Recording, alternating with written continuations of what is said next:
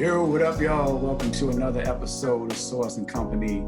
I'm your host, Source, of course. You can always follow me on Instagram or Twitter at Smitty Source on either of those, both of those. Plus, you can subscribe to the Source and Company YouTube channel.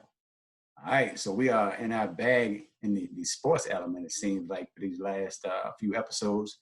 We're going to stay right there.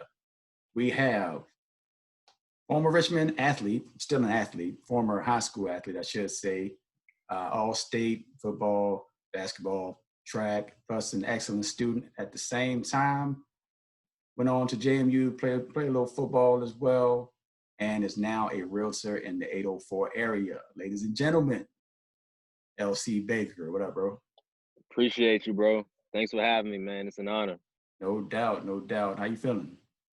Real good. It's a little hot today, but Yeah. but it has been good, man. It's just good to take in some air. It's all clean, even though it's hot. It's all clean. Taking it in, taking it all in. Word. So, we're gonna get to a lot of things, so we might as well just jump in from the beginning. Yeah, let's do it. Do you have any siblings? I do. I have an older brother, but I'm the youngest. My brother's my senior by 8 years, and then I have two older sisters who are 12 and 10 years older than me. So I'm like the baby. I had a lot of time by myself. I'm definitely the baby, but I had a real long. It's almost like I was the only child for a good little piece of it. I know that story because my closest sibling that lived in the house, as growing up, was 8 years. Wow. Yeah, man. So growing up, well, how were you as a kid? In your mind, when you look back at your child, like, some people are like, oh, I was reckless, I was wild. Some people were, weren't. But how were you as a kid when you look back on your life? I mean, I ask my parents this stuff all the time because I always like to tap in and get stories. But most would say I was probably like a real good kid. I wouldn't feel right saying I was like the perfect child, but straight A's, played sports. That's all I really cared about. So I wasn't really into anything else. Right.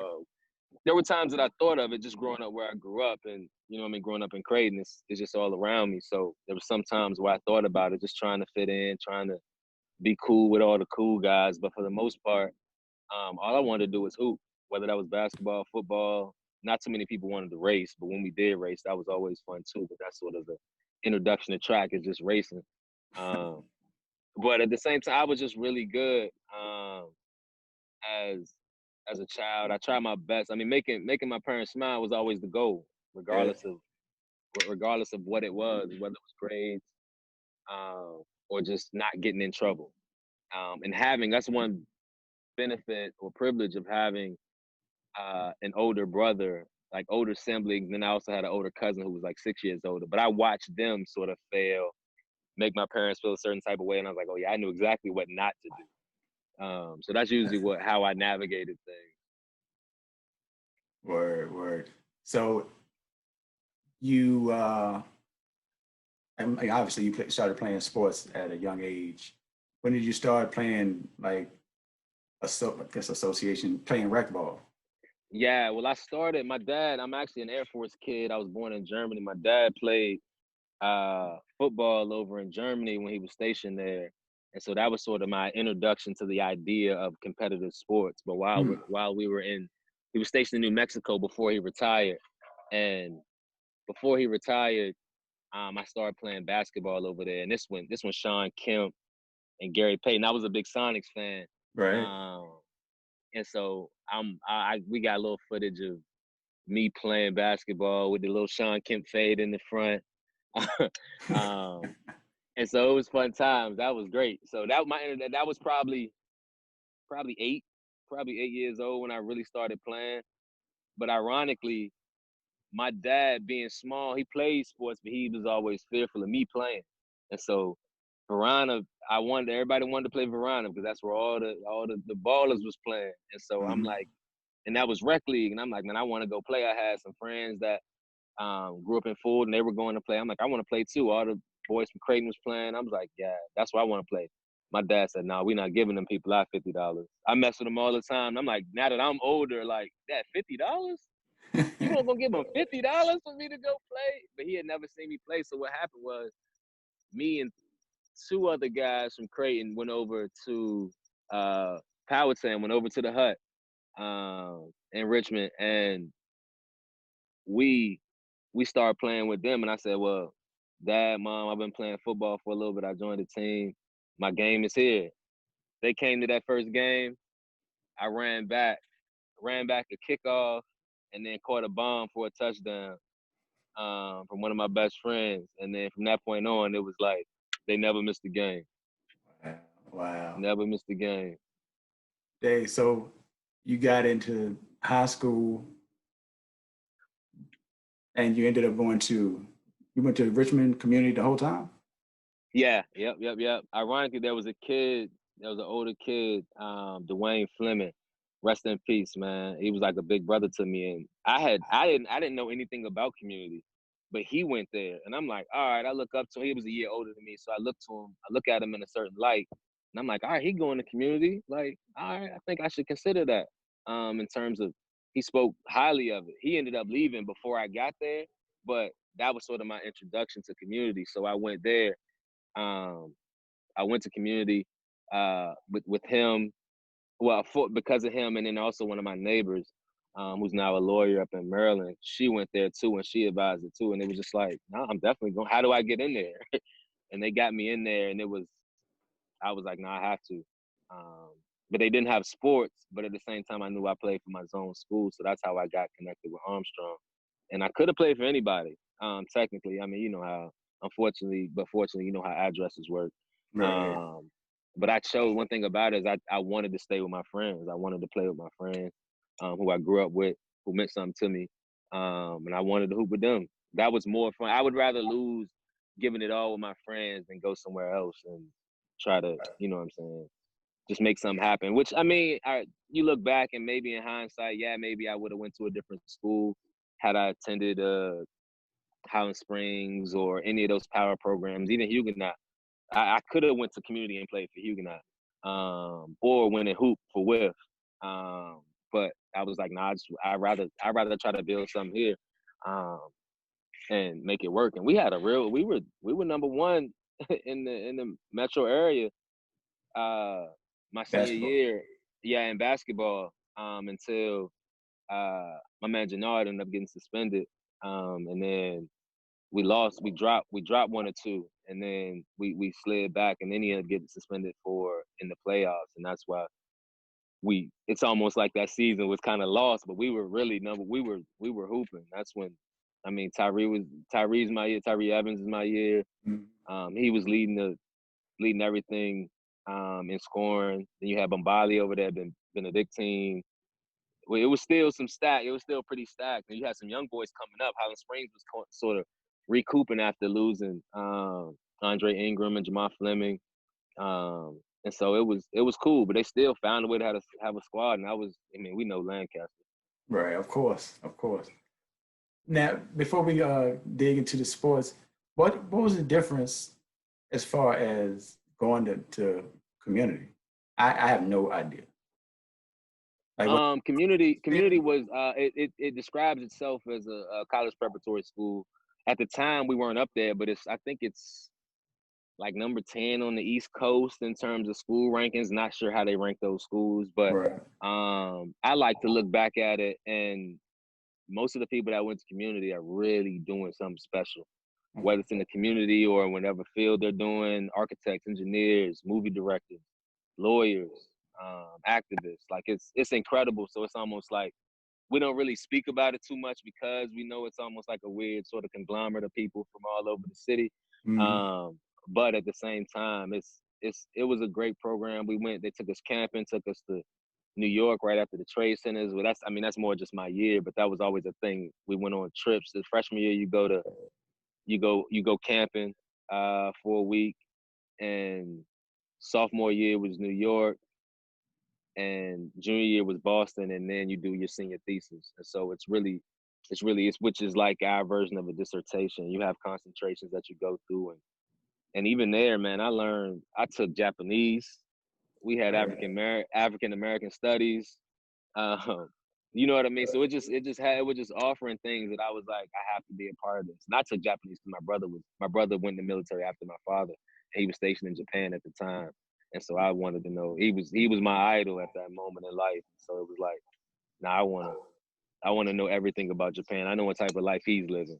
Right. Meanwhile, I'm waiting over here for the QVC cut in for my brother to say, oh hi.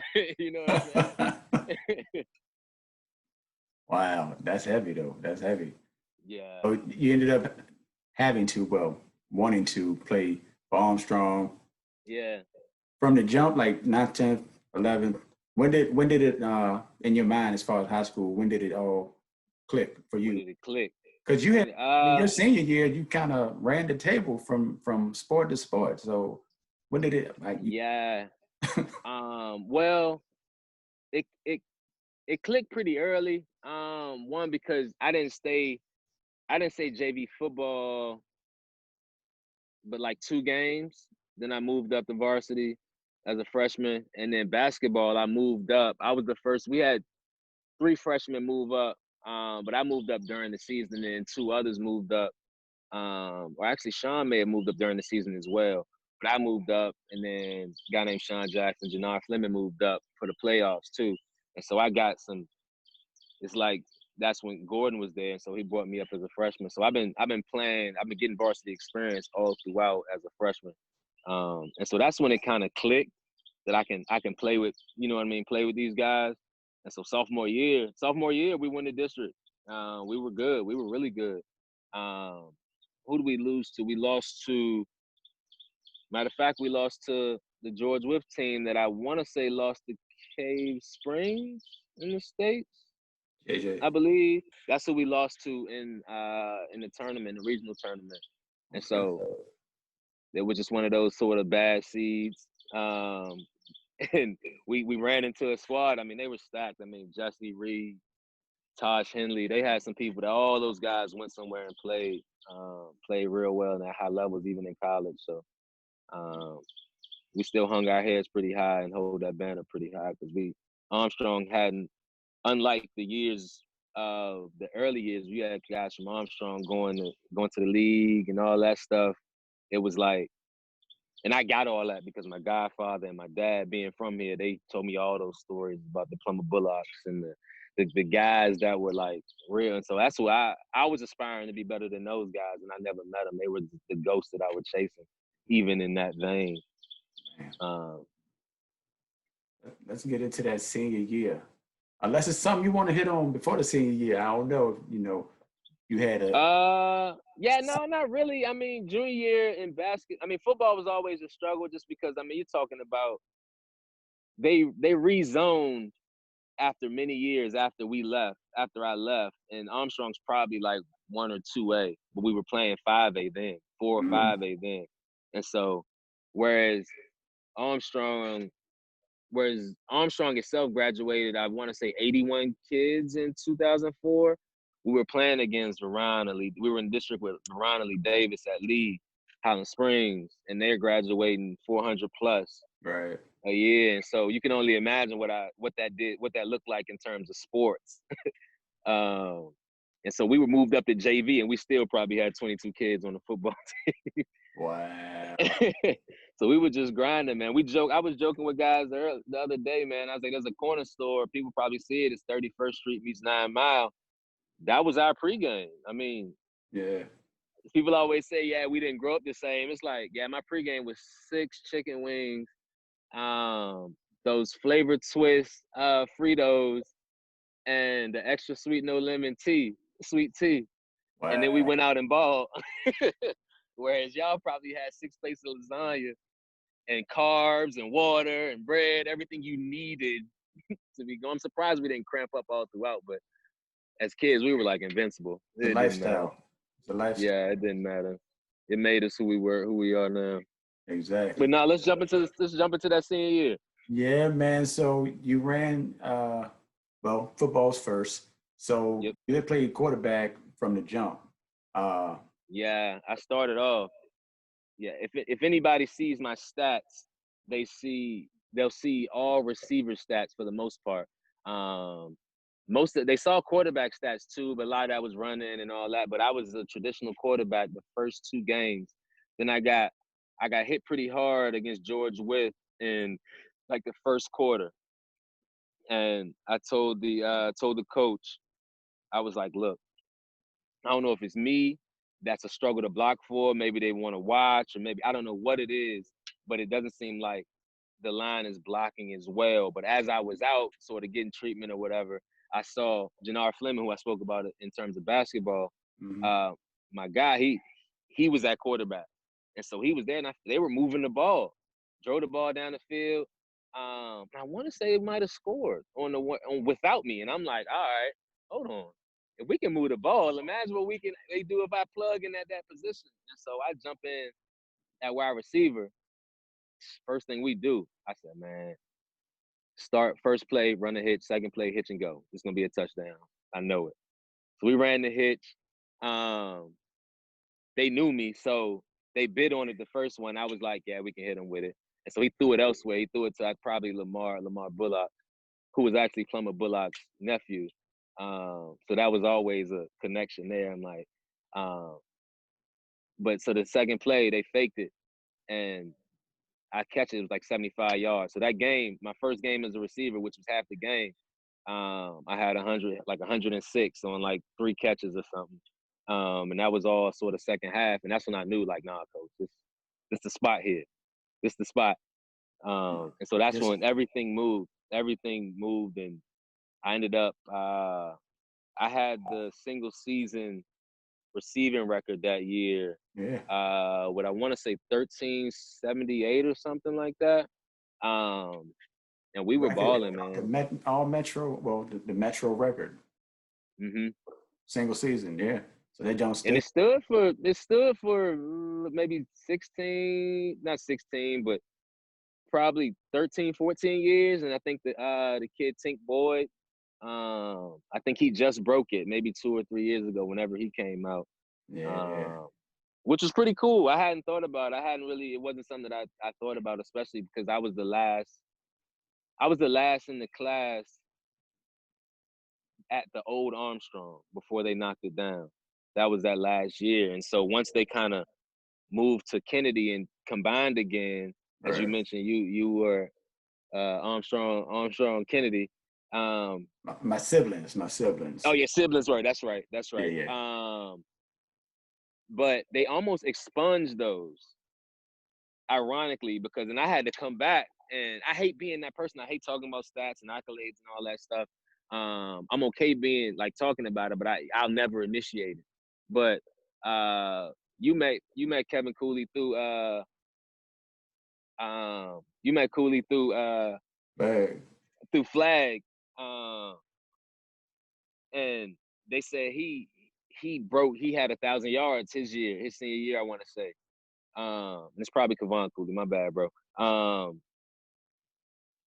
But and they were like, he's the first person in Armstrong history to go over 1,000 yards. And I'm like, whoa, wait a minute. Oh, word? Richmond Times, come on, man. Golly. I worked really hard for those yards. And so, matter of fact, somebody else reached out. It probably was my mom. My mom, she was that mom that was always in the stands. You know what I mean? She's like, no, y'all gonna get my baby her accolades. And so I think she reached out, and they actually said it. They did an edit on the page or something. But either way, I was still ecstatic for Cooley because I know how hard it is to do it at a school like that, who is sort of somewhat not necessarily dearth of talent, but dearth of numbers, and that means something in a sport like football. Absolutely. And so it was cool. It was cool, but it's also like I hold it as a badge. Like, and that's when I realized I got to start protecting myself in terms of my stats and what I did do, not only for legacy, but also for my kids as they grow up, so they can know, they can see a name, and they can see standards, and they can see aspirations. So I'm big on that. Like, no, here's what daddy was, man. I'm not saying you got to play football, but if you do, here's the standard. That's what it is. Shoot, that's just football. So that's the football portion. You jump from football to basketball. Yep. And you were second team Go ahead and tell them what you told me before. I was However, second team. I was second team all Metro, but there's no way I should have been. I'm sure my man Emory Outland is great. Is great. He had a good year as well. But I promise anybody you ask would tell you that I should have been on that first team. Emory probably was average. I mean, he may have averaged 20. It may have been a little lower. I'm not sure, but I was averaging 22 and 7 assists, 22 points. And we were like I said, we were the number one team in the region for probably like a fourth of the season, at least a fourth of the season. It was for a while. You know how it jumps back and forth, especially with a right. Benedictine in the mix, because they're not playing us, but they're going back and forth. But Bali's having a monster year. Tyree's having a monster year. I mean, we were balling. And Hold so on. Let's make one thing clear though. I should have pointed this out at first. How tall are you? I'm 5'7". Okay. I should have said that earlier because Yeah. you the stats sound like 6'2", you know. Yeah, no, that's true. That's true. Until you asked me, I would have never even thought about that because I always, until I saw pictures, because speaking of Bombali, I mention him a lot. Just that's one of my best friends. That's my center. We play AAU together.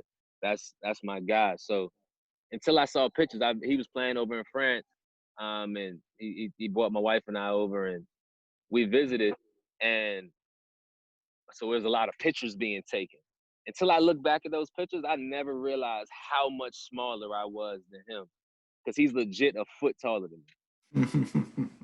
And he's over a foot. He's 6'8", and I'm 5'7", and so it was always fun. But I never saw that. Even I'm sure in basketball I had to perfect the floater and you know what I mean, move with this. But I never. When I saw Bombali in the paint in practice, I wanted to go straight in his chest and try to get contact, bounce off him, and do that, just because I knew my athleticism would get me there. But also, and I think that's where living in Creighton was such a blessing, even though it was a culture shock coming from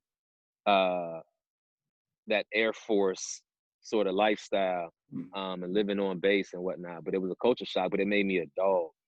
It made me a dog just because I grew up around everybody that was just from the struggle, and Right. they had a certain mentality. So in order to survive and even play or get on the team and get on the court, they, you know what I'm saying? It was like, nah, you got to be here. You're not going, because otherwise they're just going to try to punk you off the court. No matter how good you are, you're going to get off the court. Right. Yeah. You went from all right, first team, well, all state football, Yep. excuse me, to second team all Metro, should have been first team, but second team all Yeah. basketball, Yep. and right into track. Yeah, right in the track. And I mean, even in part of basketball, towards the end of basketball season, I left a few practices to go run indoor meets during the fall. Ran the 55 and then ran the 300 just because I wanted to. I mean, I always wanted to run track, and that's when I talked to my parents about. That's something my mom and my dad did in high Oh, school. yeah. So it was always like my mom's from Arkansas, my dad, like I said, was from here, went to Kennedy, um, and so I was like, nah, I gotta run track. Let me do it. Coach Greenwich, you know what I mean? He did all he could do. But again, it's hard for me to think through sort of coaching at that time, because even he admits, like, man, I was just trying to get y'all in the right spots and do what I can do, teach y'all the fundamentals, and let y'all talent take over. We had, between me and the Pettis sisters and all that, Armstrong was moving when it came to we moved pretty heavy when it came to track, ironically. We had a nice little relay team few of those years, and it was fun, man. My guy Tim James, Mario, Marlon. We had a few guys that could run, and so it was fun. It was fun. So 1, 2, 3. So and track, you were all state in track. Yeah, all Well, state. Yeah, ran the 100 to 200, and then, whew, and it's one of those memories where you look back and the people you lost to is a freaking Olympic gold medalist. You know what I mean? Because my year was LaShawn Merritt. yeah. It's like, like, man, buddy, buddy could move. He was Usain Bolt before we ever saw Usain Bolt in our eyes in Virginia. And so that was always just fun. But that was I think the best part about sort of this story is great in terms of sports. But for me, the part I hold most dear, and this could segue or not, but the thing I hold most dear is all that while maintaining the 4.2 GPA. Yep, that was gonna be my next statement actually. 4.2. Well, I Yeah, didn't GPA, but 4.2. What do you? I gotta think it's got to be some of the military mindset. But what do you yeah. that the ability to compartmentalize between the athletics and the different athletics and maintain the grades the whole time. Not even maintain the grades, maintain that standard, that high standard. Yeah, yeah. Well, I think the thing is, I'm one, I'm uber competitive, but two, I honestly, I think my parents instilled in me a standard of sort of discipline Yeah. and discipline and hard work and work ethic and what that looks like. But my parents never really, and my mom would say she just didn't have to, but I didn't have the parents that were, oh, let me help you with your homework and do this and do that. Usually, you know what I mean, if we had some busy work in class, I'd knock that out and then knock out the homework, or I'd knock it out on the bus so then I could go hoop. All I really wanted to do was play sports. Mm. You know what I mean? So regardless of what that was, I mean, you talking about, we over in Creighton, we found a way. We grew up in the era where it was D2 Mighty Ducks and all that. So we out there, we all got rollerblades and found the perfect stick and then go get a crate and we we playing. You know what I mean? So it was just, I was always around it. Then you go over there, you play throw it up and run, you play roly poly. Um, and so we were always playing all the sports. And ironically, I got a little tattoo on my wrist that says D4G, which is destined for greatness. And it was sort of a promise to about five of us, man. My man, uh, Alston Smith, Eric Ross, D'Angelo Washington, my man, my young boy Steve Bunch, my man Lachey McMillan out of Hampton.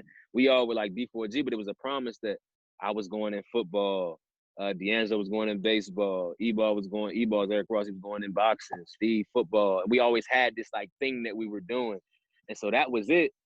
And ironically, this will probably segue later, so we'll just put that a little tab. But that's what was like, we then realized that that wasn't greatness. You know what I mean? The process was more about the greatness than it was the actual destination.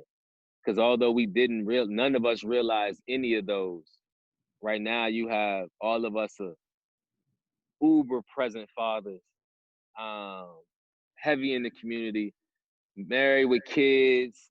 You know what I'm saying? We just, all what greatness really is, and now that we look back at it, the ability to pour into the next generation. So it's it's crazy just how, I mean, that's a part of the growth, but I think about that, and the ability to do that for me came from one, being around friends like that, an older brother that, you know what I'm saying, fought hard to plow his little way, older sister, and just the way my dad was, and then they always say, man, I wasn't that type of student.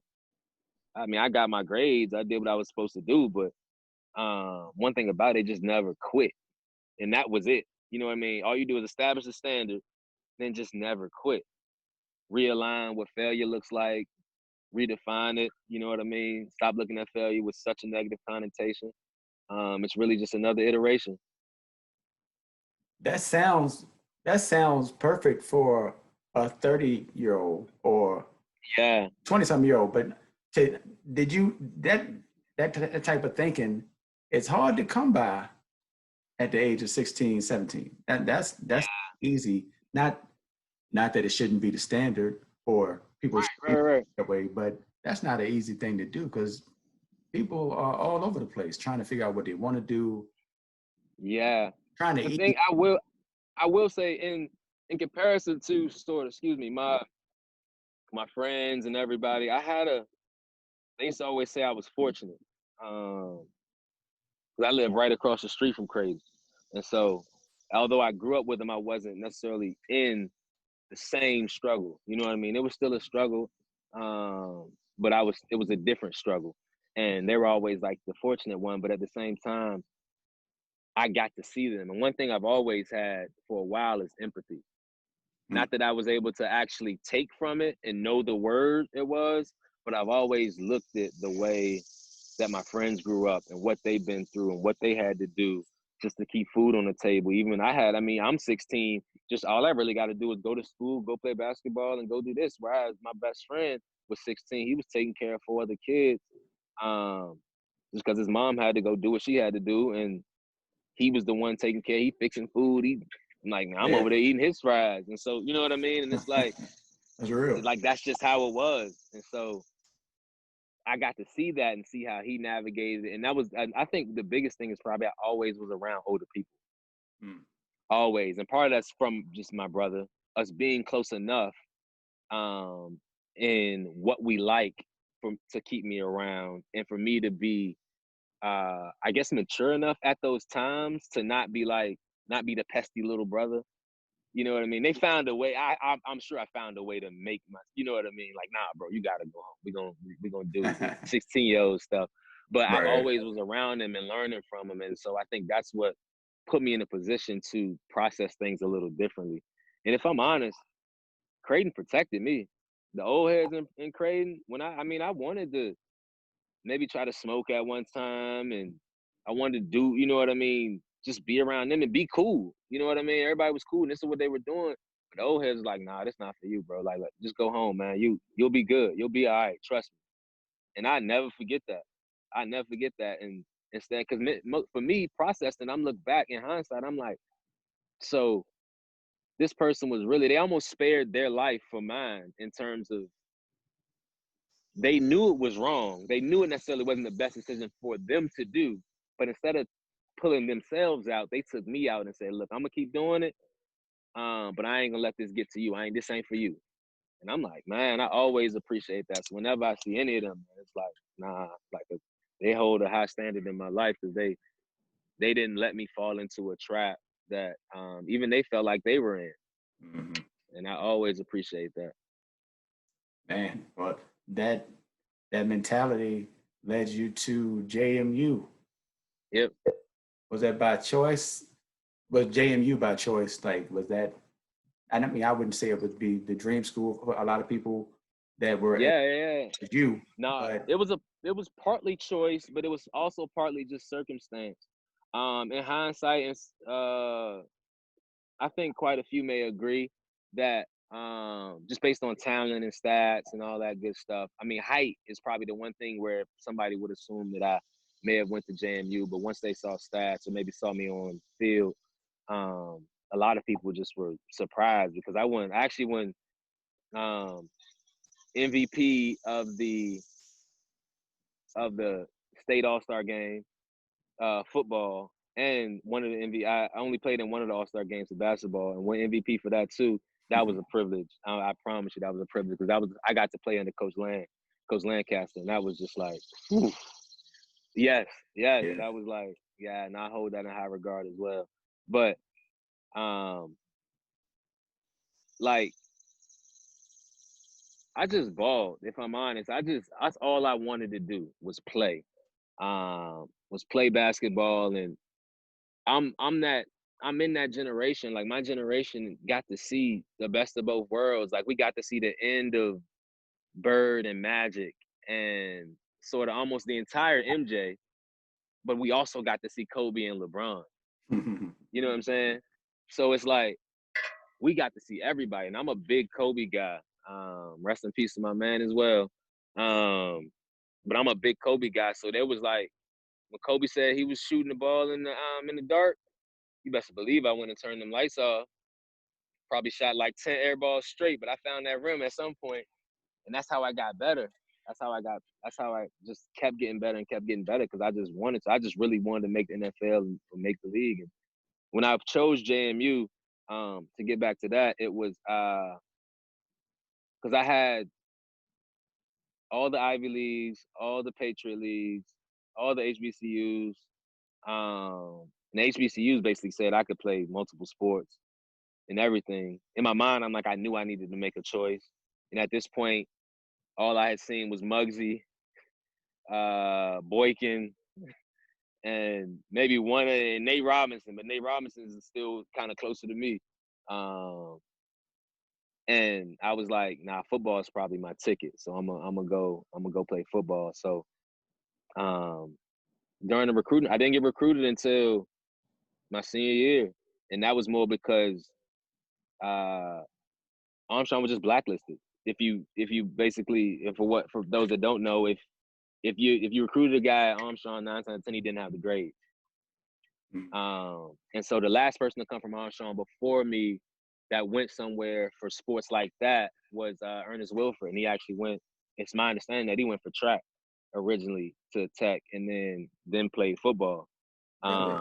I did not know that. Yeah, he was a track star, and so that alone was like they weren't even coming when we were playing against Verona, and Brandon Miner's brother actually went to JMU. And so he asked the coach from JMU to come to a game just to see his little brother. They knew Brandon ended up going to Michigan. JMU Right. was not in the running to get Right. Brandon Miner, but the coach, I don't know if he went and saw somebody else at some other time and just stopped here. It was like, I got a chance on the recruiting trail, but he was there, and I ran the first punt back.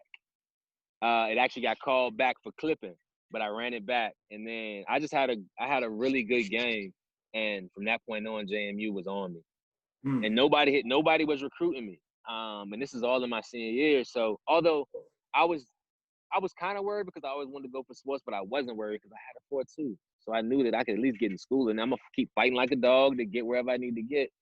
But at that point, one, that meant a lot to me, but then everybody else started coming, and UVA was recruiting me probably the heaviest in terms of the bigger schools for football. UVA even came. JMU didn't even come to community. UVA came to community. It's like I'm getting called in the office. Like, man, I never get called to the office, man. What's happening, man? I didn't do anything. And at that time, it was Al Groh, and his son Mike was the one that was recruiting heavy. London was on that staff. A lot of head coaches now were on that staff. And so that little process changed everything, really. That whole process changed everything. But they ended up trying to get me to stall on signing day to wait for Eddie Royal, who ended up choosing Virginia Tech. A guy named Brian Creamer, who chose Illinois. Dwayne Jarrett, who was from New Jersey, who ended up choosing USC. And meanwhile, they're trying to wait for me.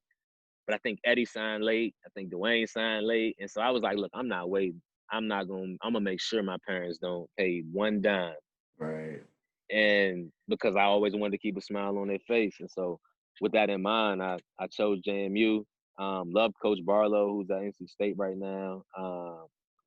Had a good visit. And really just knew I could play kind of right away. So that's why I didn't know that for sure, but in my heart, I felt that. At that point, I got the biggest head. You couldn't tell me anything. So I really thought I was going to play. And so that's what I chose JMU. And that started that career. That was another solid point in my life for sure. Yeah. How? Because I don't know. Maybe two people. I know a lot of people that went to JMU. I know maybe two people that say they had a bad experience. Just JMU and Tech, two schools that most people love for the rest of their life. How was you even outside of football? I mean, you can talk about football because you did number offensively and kick return. Yeah. But how was the experience for you with football and outside of football? You're in the mountains. I love JMU. I mean, you're in the mountains. It was a little bit secluded, but coming from Richmond, there were certain people from certain areas that you immediately click with. The PG County boys from Maryland, the Atlanta boys, and then I hadn't really, just through AAU, I connected with a lot of 757 guys, but I started to meet some 757 guys that I'm still just super close with to this day. And they took me under their wing. All of them had been there like 2 years. They were going in their junior years, and I'm just like, nah, I want to hang with y'all. And I was the only true freshman, my freshman year to actually play. And they thought I wasn't. Like when I first walked in, as a story we always joke with the people that said it, but they were like, look, man, they're gonna try to put some weight on you, so you're probably gonna red shirt, you know what I mean, because you're smaller like me. And I was like, I just gave him a look like, all right, cool. One-on-ones came. They lined the safety up in front of me. I hit him with a little move, caught the slant. I got back to the sideline after my little rep. He was like, yeah. I don't think we gonna red shirt you, buddy. Real quick. Yeah, real quick. But that's I was just on that. And they honestly, a lot of seniors just didn't rock with me. One, because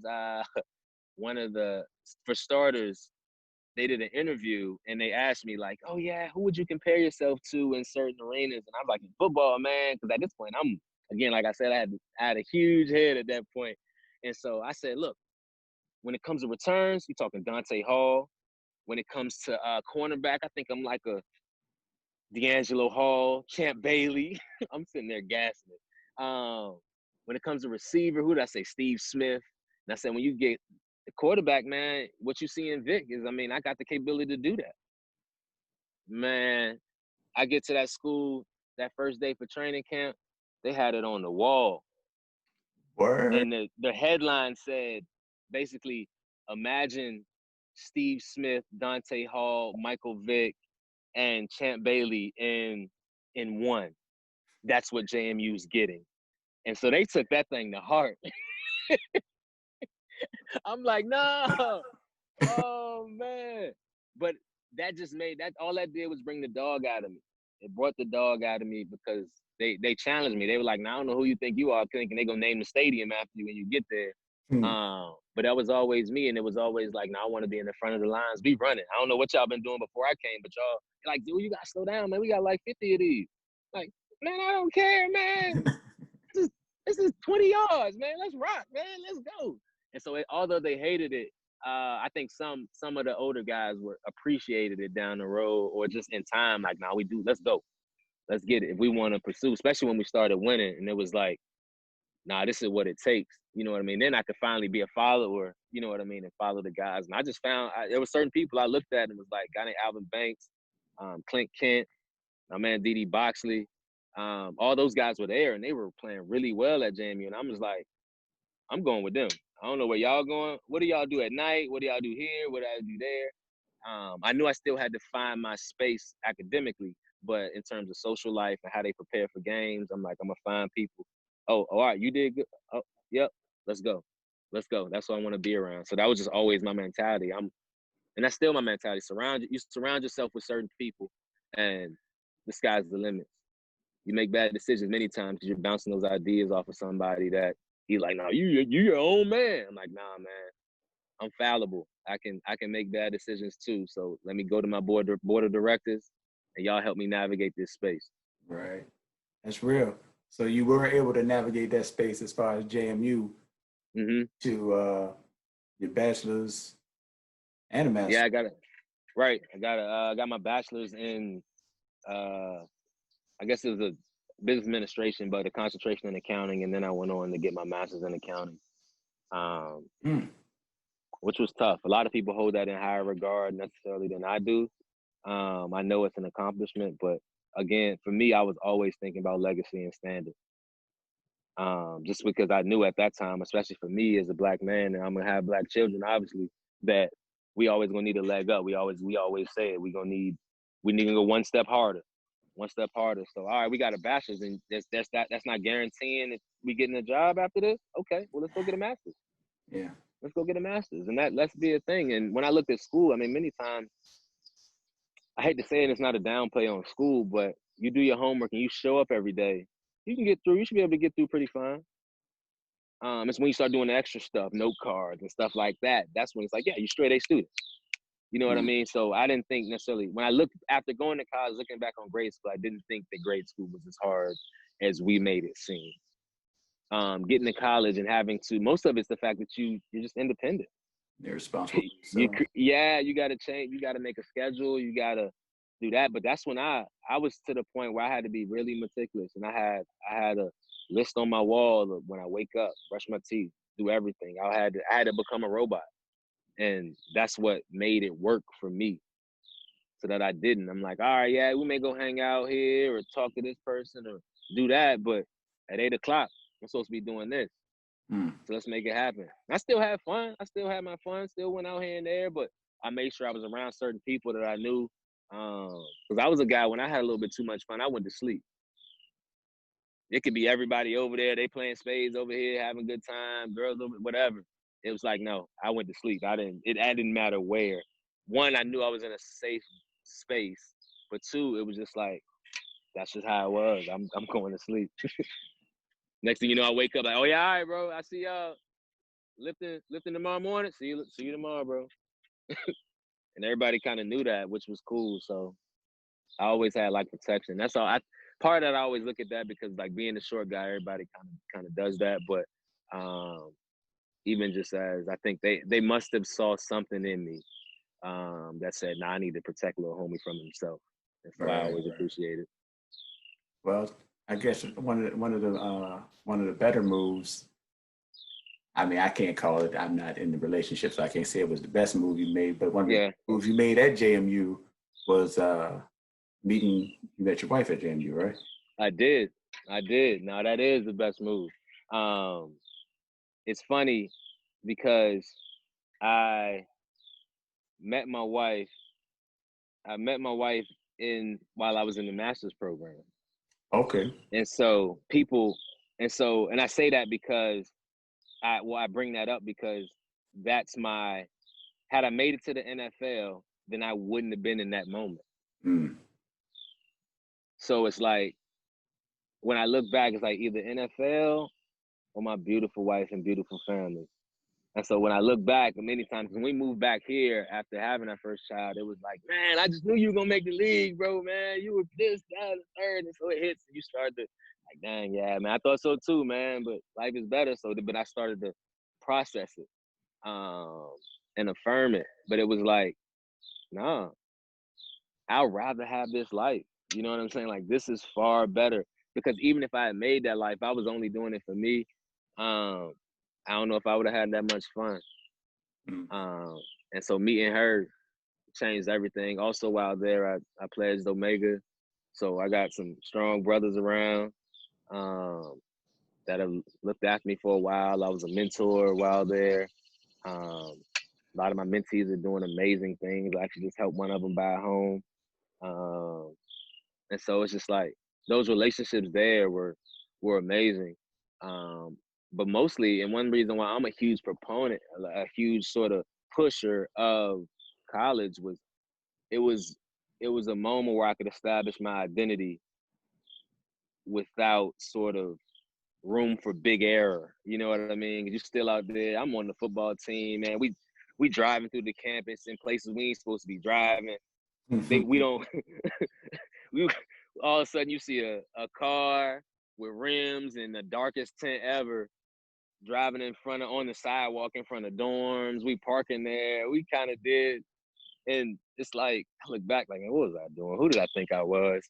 But at the time, it was like, had I done that outside of that context, I probably would have been in jail, or who Yeah. knows, you know what I mean? Something tragic would have happened, but it gave me a chance to kind of still be a kid, but mature in a safer spot with like a jumping off the top bunk with a mattress at the bottom a little bit. And so it was good. It was good. But meeting my wife in that year, redefining, and that was a heavy year because not only at that point I had decided that I wasn't going to pursue football anymore. Okay. Because I was an NFL or nothing. That was my mindset. I only wanted the standard. The standard was NFL. A lot of people wanted to push me to the CFL, and obviously arena probably fits my style a little bit. Yeah. Sure. But I didn't want that. You know what I mean? I didn't. I wanted the challenge. Because at that point, I already felt like, oh yeah, I would be pretty good at that. I would do that. Would do this. And I know, don't get me wrong, I know the arena's tough, and I know CFL is really tough. Right. Right. So it's no knock on them, but for what I wanted, that wasn't a part of that. That wasn't in the dream. And so without that, I was like, nah, we can push that to the side. And since my family had already instilled sort of discipline and always having a hedge for yourself, I had a great degree from one of the top business schools on the East Coast. So let's move with it. Mm. Let's move with it. So now you get to the point of your life where your football is no longer a part of your life. I guess you Hmm. like a couple years. I guess a couple years later, football's no longer Yeah. part of your life, and you're trying to figure out. I guess you're trying to figure out how to move without football because even though Yeah. NFL was the standard, it still was a part of your life. Even sports. I'll tell you this. Obviously, I'm older than you. Uh, Yeah. Even when I stopped playing flag, when I started Hmm. playing flag football, it was like everything that I've done since I was 6. Well, this particular thing that I've done since I was 6, I'm no longer going to do. So what am I going to do now? Like, it's Yeah. empty. It's an emptiness. Right. Trying to Right. figure that out. Right. How did you deal with that? It was tough, and I didn't realize the impact until we moved back here, and a few years after that, just the lack of sports. I saw my father, you know what I mean? And my father had me at 32 when basically he was in his last years of even recreational sports. Mm-hmm. And so all I saw was a man that was sort of devoted to his wife and devoted to his family. So once football ended, I tried to become that. Um, and I should say competitive recreational sports. He was still, you know, me still went and got some runs in at the gym or something. But with that, that's all I saw, and that's what I wanted to be. I wanted, even growing up, like, I wanted girlfriends. I was in long-term relationships. Like I had a from 16 to, and I don't even know if it adds up, but like from 16, it was like a 5-year relationship. Well, it was a 2-year relationship, then a 5-year relationship, then another 2-year relationship, and then I finally sort of met my wife. Or I guess that's probably, I guess that should start at like 13, because yeah, that's when I started going to high school. And right when I got into high school, I had my first long-term relationship, and it was like, but I just wanted what my parents had, because that's all I knew. That was goals, as they say. Um, and so I had to, and I found that in over time. I failed at love a few times. It was young, so it's a little different, but Right, right. I failed at it, and that's what, when I saw my wife, when I finally met my wife, and um, I was single at the time, and it was like, nah, that's her. That's her. And people always ask me, how did you know she was the one? And I tell them straight up, I made her the one. Like I eliminated all other options. So that was a conscious decision. Like, nope, no, no, boom, laser focus. And Mm. that's what it takes. That's what I thought it took, and that's what I thought it took. Because all I could do was football. Although I wasn't playing physically, it was always the standard for what I looked at in terms of success. And passion. You know what I mean? I was so passionate about football and basketball and everything that TNT, you watching the game on a Tuesday or something, whenever it's a commercial, now I'm getting some shots up. Get some shots up. Football, come on, middle commercial. Yep, get some catches. I want to keep getting touches. And that's all I knew. And so trying to find that in other fields and accounting was such a struggle. I never felt like I was really gaining headway the way that, with just being passionate about accounting, the way I was passionate about football and the idea of the NFL or the NBA.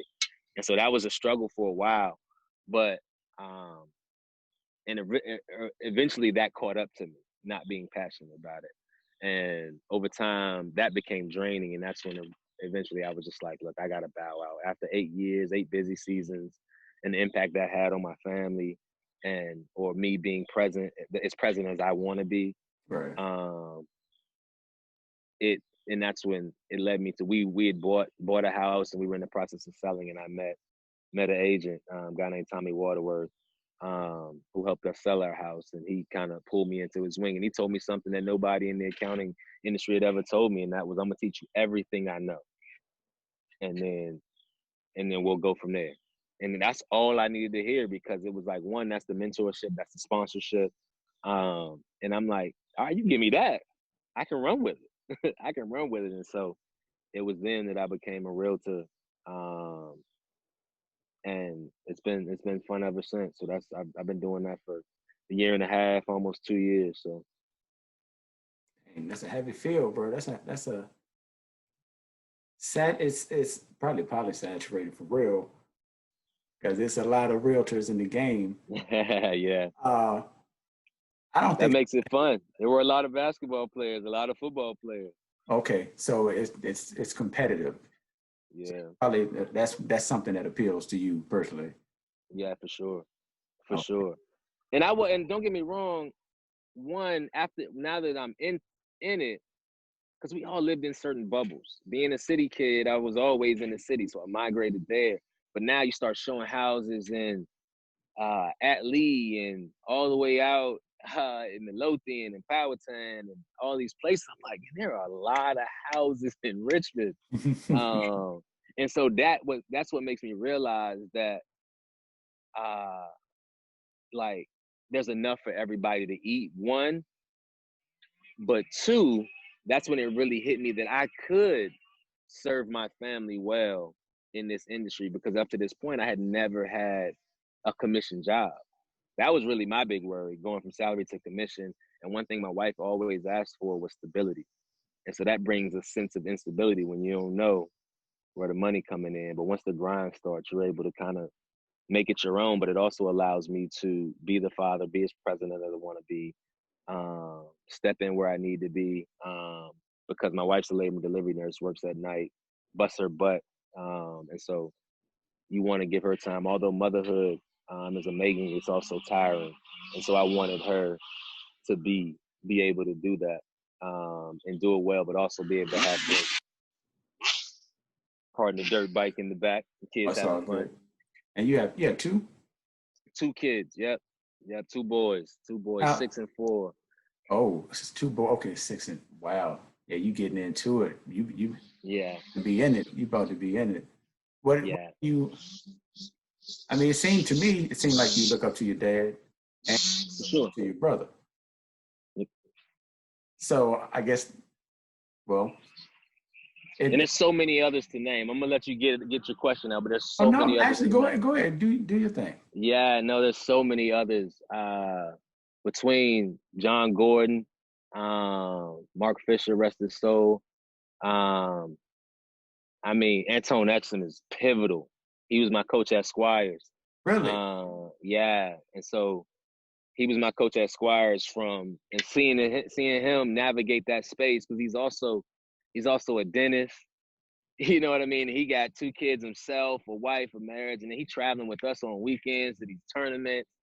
And I'm just like, nah, that's manhood right there. You know what I mean? So not only from my father, but I was able to pull from so many sources that were pouring into my cup.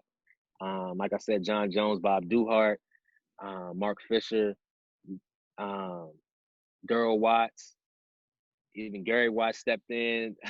um, there's so many that just moved. Coach Muhammad over at Armstrong, um, Lamont Davis.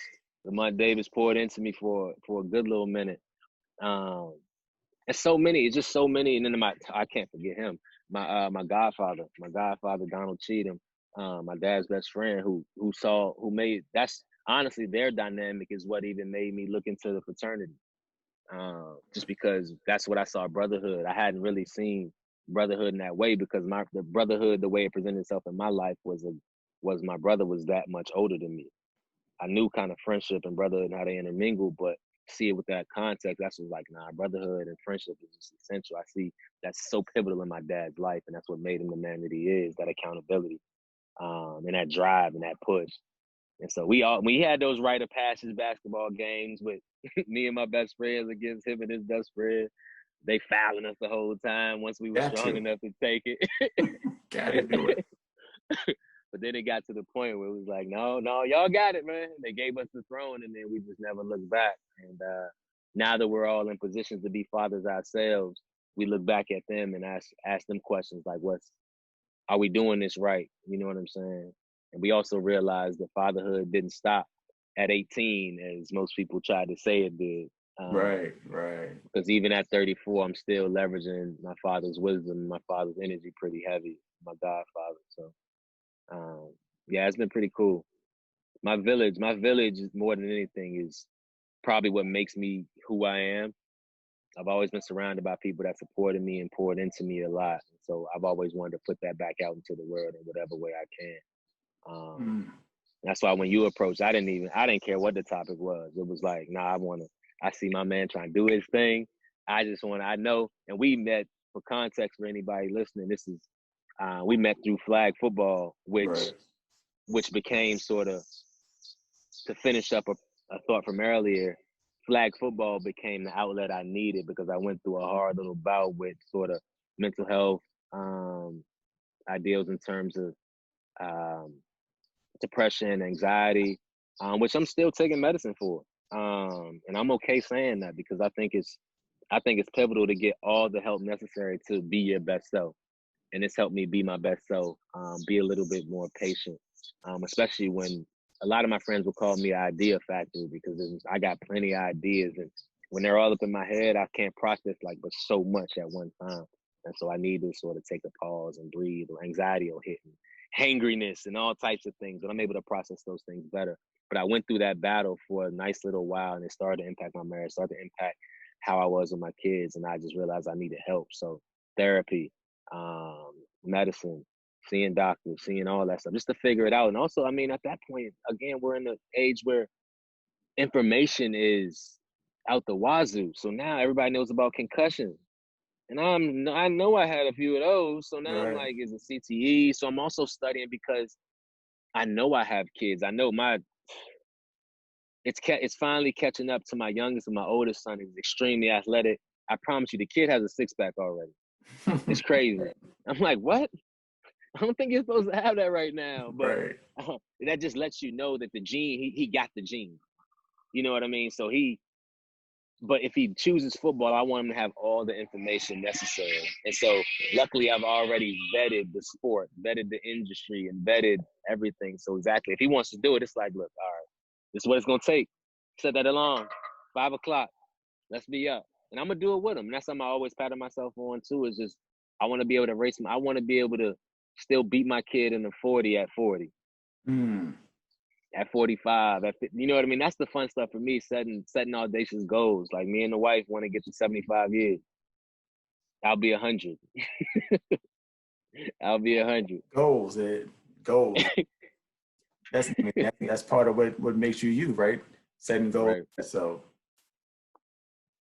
dang, you mentioned the race thing, yeah, bro. I mean, you're a better athlete than I was, but I raced my I daughter, wouldn't say all that. I seen you hoop a little bit. and I raced my daughter maybe 2 years ago. First time we've been talking about racing for years, and Hmm. I mean, you're not gonna beat me in a short race. I'm super fast, but you're not gonna beat Right. me in a short race. Right. To the point that we finally do it, bro. When I knew I was gonna win the first 10. Hmm. I looked beside me, and she was still beside me at the first 10. Said, "Uh oh." I'm in trouble. I'm Yeah, in trouble. yeah. I'm just throwing You that better out look there. around for cameras.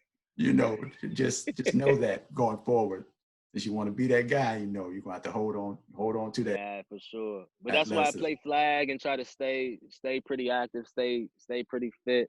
Always lifting. And I found those to be outlets for said depression. I realized I had stopped being as active. My gene, and it's hard for me to detect that kind of stuff in terms of being out of shape or not getting enough activity, because if you saw my dad's 64 and he probably looks 48. Mm. And so it's like, it's a struggle because my metabolism is super high. It's hard to gain weight.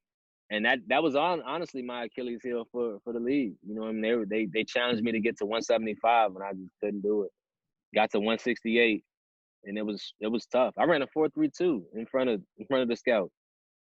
And it was like, man, I thought I was good at that point, but it was like, man, a guy at your size, man, I just don't think you can handle the wear and tear of the league. Mm. Just don't think you can handle it. So there were teams that came that inquired, and this is coming from the coaches. Said the Steelers inquired, the Colts inquired, the Bills inquired, and the Eagles inquired. And I'm like, man, look, just get me in camp, man. I'll eat the whole dining hall, man. I don't care what you're saying. Just give me Get a me in the shot. door. Get me in the Right, door. right. I'm a dog. Hey, just put me in the ring. I'll make something happen. But it was fun. Like I said earlier, man, it worked out how it was supposed to. I That's wouldn't have my real. beautiful family. Um, who knows? Who knows where we'll be if that domino falls in the subsequent dominoes after that. So it's Absolutely. always good. Absolutely. Bro, I appreciate you taking the time to join me. Um, Thanks for having me. I It's an honor. I don't know what to ask you. Hmm. I feel like it's something that, like you said a little bit about the mental health thing. I feel like Yeah. something that maybe it's something that you have on your heart. I don't know. I feel like it's something Yeah. you want to or should say in regards to that. You know, I'm not saying give out speech or anything, but you know. Yeah. No. And I'm gonna just, I mean, just where my heart is with it, man. Um, I think we need to, one, I think we're blessed to be blessings. I think we are here to one, be free, but in that freedom to bless others. And so with that said, it's very hard to do that when your mental health isn't where it needs to be. Because me as a person, I'm my best self when I'm serving, when I'm doing stuff with friends. And that's why even in like the flag context, that's why I only play with Elliot.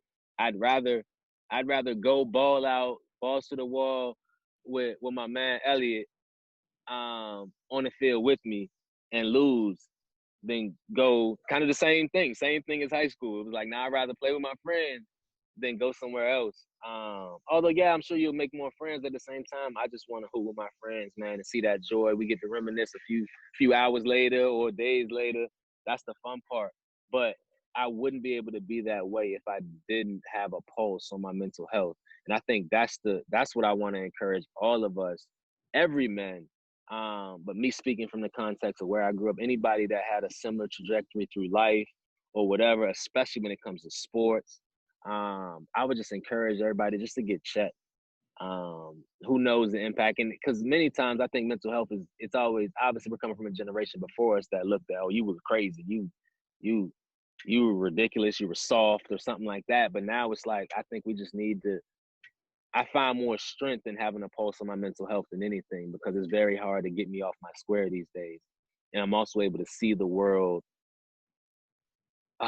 with the right perspective, I'd say, at least the right perspective for me, to put things in context. I mean, biblical sort of idioms and things like this too shall pass, and just scripture. I mean, it's easy to process that after, with maturity and with and in when you're in the right mind.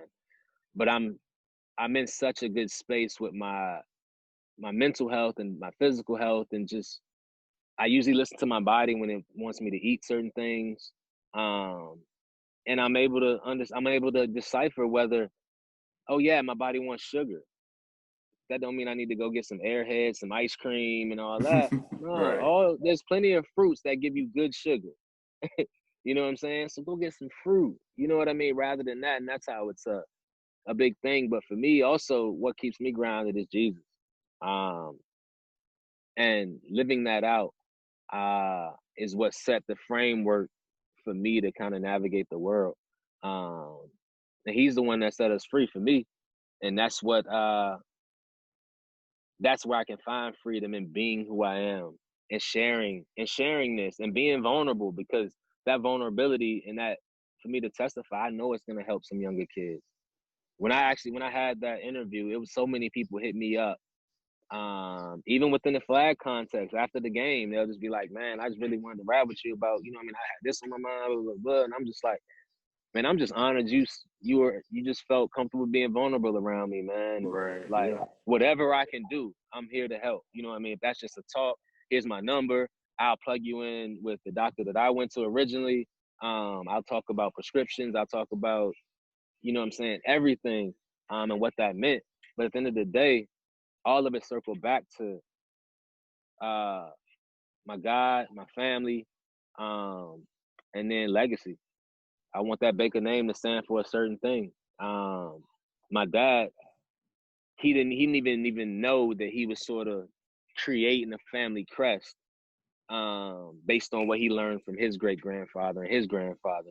That, and I'm like, it's a race. I'm like, give me that baton. Let me go. But I also had to realize that I wasn't the anchor leg. So everything that may need to be fixed in that chain, no, I just need to run my race. just do my job, you know what I mean? And then pass that baton very well to the kids that I prepared to run with it and let them create. Let them create, because it's gonna be a different world. I mean, here we are with computers. Now, I mean, I'm still from the generation that learned on a typewriter. Right. So so it's like that perfect balance when it comes to music, when it comes to anything. And like, this is the generation that I think fully changed. I mean, you look at it now, just even with the political and everything else that's going on, like, you got my generation that's starting to speak, but then they're either younger brothers or kids are the ones that are like, nah, we not gonna stand for this no more. Right. Like our grandparents like had to stand for it. They were still going through it. And our parents had a little bit of stretch, but they still have some intermingling, intertwined things intertwined in there that makes them struggle a little bit. But now we have it, and we have almost full context of everything and access to all this information. So it's like, let's roll. Let's roll. And so I'm preparing my kids now just to, like, there's no way my kid's gonna leave my house not feeling like he's beautiful because of the color of his skin. You know what I'm saying? Like, we Yes, still had to indeed. navigate that space. But now we get to teach, you get to teach your daughter, and it's like, nah, let's go and let's conquer this. Let's make this thing happen. And so that's what encourages me, man. That's why I live this life. Um, just to sort of be a blessing to others, even if that's encouragement, whether that's support, no matter what it is, man, I just want people to be their best self. I know we all can eat. There's enough out there for all of us to eat, regardless of what industry we're in. Right. And so let's help each other. It doesn't always have to be, it can be competitive, but it doesn't have to be competitive in the sense of, I need to push that man down in order to build myself up. That guy can win too. And let's celebrate each other, man. Let's tell each other we love each other more. Because we just don't hear it enough. You know what I'm saying? And that's sort of my piece too. I feel like this context has to be from a black man to a black man, but it's like, we black if, let's let's also extend Black Lives Matter into our own DNA. Because I know for a while when I was struggling with depression, I didn't feel valuable. I didn't feel valued. You know what I'm saying? And that's based on my identity and all those struggles as well. But at the same time, where was I finding that value is the struggle.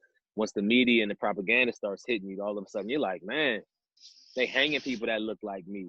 They firing people that look like me. They overseeing people that look like me. That, you know what I'm saying? It's like, hold on, man, something's got to give. Who am I? What am I going to be? And now it's like, would I want my kids to go through this? No way. So now I got to do everything possible to make sure they don't.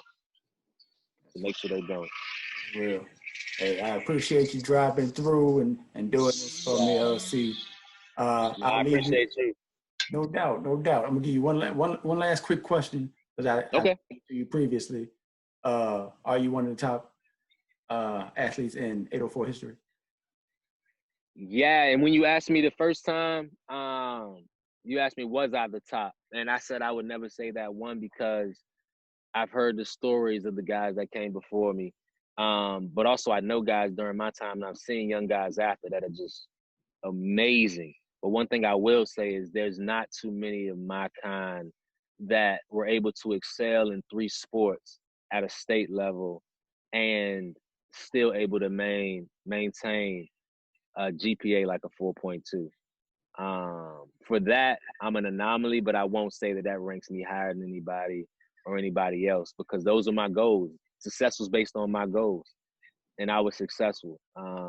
And so I had a good time, and more than anything, I hold my hat and I hold my heart in the fact that I did it with my friends. I Mm, did it with my friends, and they still my friends now. So that's the best part about it for me. I can respect that. I can respect that. Once again, bro, I appreciate you doing this. Ladies and gentlemen, LC Baker. Oh, yeah, we'll throw up your social media information so they can contact you, especially on the realtor front. All right? Yeah, nah, I appreciate that. No Appreciate the doubt. plug. I have 2 pages. I'll probably be converting into 1 page. So right now, I would say follow at L.C.Baker on Instagram, LC Baker on Facebook. I'm not technically on Twitter, although I do have an account, but I'm still trying to fill that out in terms of how to do it. But my realtor page currently is at L.C.Baker dot realtor. So either way, man, hit me up. I'll be happy to serve. You have anything in mind in terms of investment opportunity, buying, selling, or shifting real estate in any way, or if you have goals, whatever that is. I just want to serve. Just want to serve and help people get to their goals. That's what it is. All right, bro. Appreciate you. Once again, LC Baker. So us.